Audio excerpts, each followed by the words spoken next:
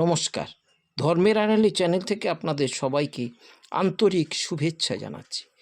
অম্বুবাচী হলো সবুজ পৃথিবীর অঙ্গীকার। আকাশের সোনালি আলোকে ঢেকে দিয়ে নামবে রূপালি বন্যা, ভিজবে মাটি, ভিজবে পৃথিবী, শুকনো ফালা ফালা মাটি আবার সবুজ হয়ে উঠবে, সবুজের রঙে ভরে যাবে মাটি।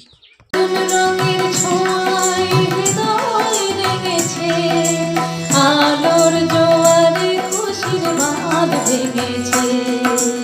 ও আকাশ সোনা সোনা, এ মাটি সবুজ সবুজ।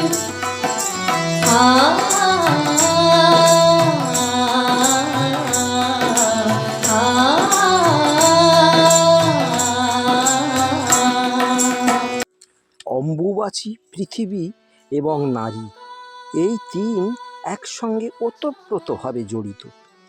আষাঢ় মাসের প্রথম সপ্তাহের শেষ দিনে অম্বুবাচী পালিত হয়। আপনারা খেয়াল করে দেখবেন, এই দিন কটাতে প্রচুর বৃষ্টি হয়।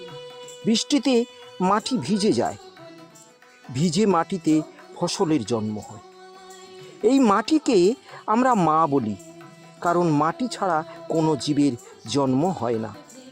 এমনকি সমুদ্রকে এই মাটি ধারণ করে রাখে। মাটির বক্ষে নদী, নালা, পুকুর, খাল সব কিছু বয়ে যায়। আষাঢ় মাসের প্রথম সপ্তাহের শেষ দিনে মাটি ভিজে যাওয়ার পরে শুরু হয় কৃষিকাজের নব পুনঃসূচনা। নারীর জীবনে যৌবনের রক্তিম ধারা প্রবাহিত হওয়ার পর পৃথিবীতে যেমন নবজীবনের সূচনা হয়, ঠিক ধরিত্রী মায়ের কোল আলো করে সবুজ সোনালি ফসলের আগমন হয়। মাটি আর নারীর সঙ্গে কি আশ্চর্য মিল, ভাবলে শিহরণ জাগে, তাই না?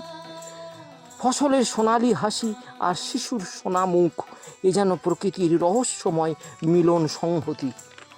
তাই নবজন্মের পুনঃসূচনা লগ্নে আমরা ধরিত্রী মাতা অর্থাৎ এই পৃথিবীকে 3 দিনের জন্যে বিশ্রাম